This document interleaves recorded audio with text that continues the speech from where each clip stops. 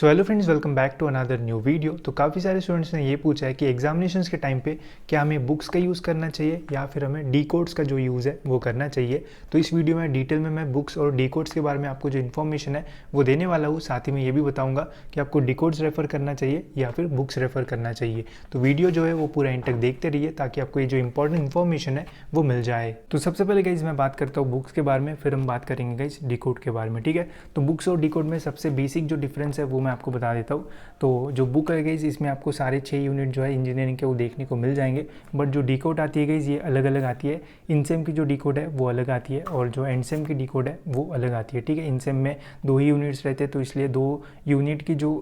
D code है वो अलग आती है और 4 यूनिट की जो डी कोड है वो अलग आती है। बट बुक्स में एक साथ सारे जो 6 यूनिट है वो आपको देखने को मिल जाएंगे। बुक का जो फॉर्मेट है वो थोड़ा अलग होता है as compare to the codes. यहाँ पे पहले तो जब भी कोई भी यूनिट आपका स्टार्ट हो रहा होगा, स्टार्टिंग में आपको यहाँ पे पूरा जो सिलेबस है वो देखने को मिल जाएगा, जिस सिलेबस में उस यूनिट में जितने भी यूनिवर्सिटी द्वारा बताए गए जो भी टॉपिक्स है वो यहाँ पे मेंशन रहते हैं और फिर उसी के ऊपर आपको मेनली जो थ्योरेटिकल एक्सप्लेनेशन है वो देखने को मिल जाएगा। बुक्स में आपको टॉपिक वाइज पूरा जो एक्सप्लेनेशन है वो मिल जाएगा, बस एक आइडिया नहीं आएगा कि अगर इसके ऊपर इस टाइप से क्वेश्चन आता है तो उसमें आपको कितनी चीज़ें जो है वो लिखना पड़ेगा। ठीक है, ये आइडिया जो है वो हमें इन बुक से जो है वो उतनी अच्छी तरीके से नहीं मिलता है। साथ ही में यहाँ पे जो रिव्यू क्वेश्चंस दिए होते हैं उसमें बताया जाता है कि ये जो क्वेश्चन है वो इसी साल में आया था, बट उसका क्या एक्सपेक्टेड आंसर रहना चाहिए उसका जो आइडिया है वो हमें इस बुक्स के थ्रू जो है वो नहीं मिलता है। और बुक्स देखने में भी बड़ी लगती है तो ऐसा लगता है कि यार इतना बड़ा है तो कैसा होगा, तो ये सारी चीज़ें भी होती है। साथ ही में इनका जो प्राइस है वो ज़्यादा रहता है as compare to the code. ठीक है, और एक और चीज़ की जो डी कोड है वो टेक्निकल पब्लिकेशन द्वारा आती है और सपोज़ अगर आप टेक्निकल पब्लिकेशन की बुक भी यूज़ कर रहे हो तो आपको इस वाली बुक में और जो डी कोड रहेगी इसकी ही, तो उसकी थ्योरी जो है वो आपको लगेगा कि इस बुक की जो थ्योरी है सेम ही वहाँ पे है, बस उनका जो फॉर्मेट है वो चेंज किया गया है। ठीक है, बट अगर आप टेक्नियो या फिर और कोई पब्लिकेशन की बुक्स यूज़ करते हो और फिर डी कोड यूज़ करते हो तो आपको दोनों के थ्योरी में अच्छा खासा जो डिफरेंस है वो देखने को मिल जाएगा। ठीक है, हम बात करते हैं गाइस डी कोड्स के बारे में और इसकी खासियतों के बारे में। तो अभी मेरे पास है गाइस एक डी कोड, ये एंडसेम की डी कोड है। तो डी कोड का गाइस एक सबसे ज़्यादा बेनिफिट मुझे ये लगता है कि इसकी जो साइज़ है वो छोटा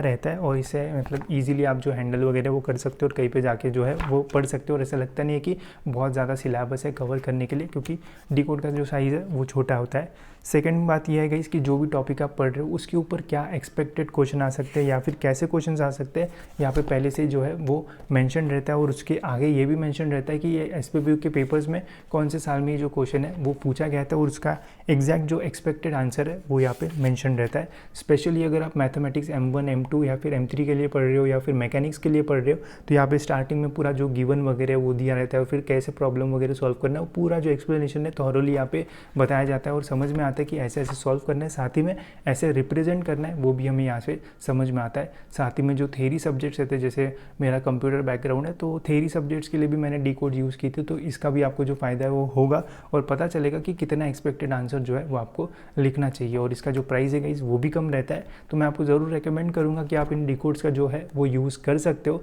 बट ऐसा कंपल्सन नहीं है कि डी कोड यूज़ करोगे तभी आपको जो है वो चीज़ें समझ में आएगी या फिर आप एग्ज़ाम में जाके जो है वो लिख पाओगे। जितना मैंने पढ़ा अभी जस्ट मेरी जो एंड सेमेस्टर एग्जामिनेशन है वो ख़त्म हुई है और मैं बुक को भी रेफ़र करता था और डी कोड को भी रेफ़र करता था, बट मुझे ये समझ में आया कि जब मैं बुक को रेफ़र कर रहा था तो मेरे को एकदम थॉरोली सारी जो चीज़ है वो समझ में आ गई और फिर उसके बाद जब मैंने डी कोड रेफ़र की तो मेरे को बस क्वेश्चन का आइडिया और उस क्वेश्चन में कितनी चीज़ें लिखना है उसका और अच्छे से जो आइडिया है वो आ गया, जिसकी वजह से जब मैं एग्जामिनेशन में गया तो मुझे समझ में आया कि कौन से टॉपिक्स जो है वो कवर करना चाहिए और कौन से जो टॉपिक्स है वो कवर नहीं करना चाहिए, ताकि हमारा जो टाइम है वो बच जाए। टाइम बचाना गाइस काफ़ी ज़्यादा इंपॉर्टेंट है, क्योंकि एंड सेमेस्टर एग्जामिनेशन में हमें बस 2.5 घंटे का जो समय है वो मिलता है और जिस क्वेश्चन का आंसर बस जितना लिखना चाहिए उतना ही अगर हम लिखते हैं तो फ़ायदा होगा। अगर एक्स्ट्रा का हम लिखते हैं तो उसमें टाइम भी वेस्ट होता है और फिर बाकी जो आंसर्स हमें आते हैं उसके लिए भी जो टाइम है वो कम मिलता है। तो इससे डी कोड से आपको समझ में आएगा कि कौन से क्वेश्चन के लिए कितना जो आंसर्स है वो लिखना चाहिए, तो मैं ज़रूर आपको रेकमेंड करूँगा। साथ ही में ये भी बोलूँगा कि अगर आप एक से ज़्यादा बुक्स का यूज़ करते हो तो आपको और भी ज़्यादा फ़ायदा होगा और भी ज़्यादा जो चीज़ है वो सही से समझ में आएगी,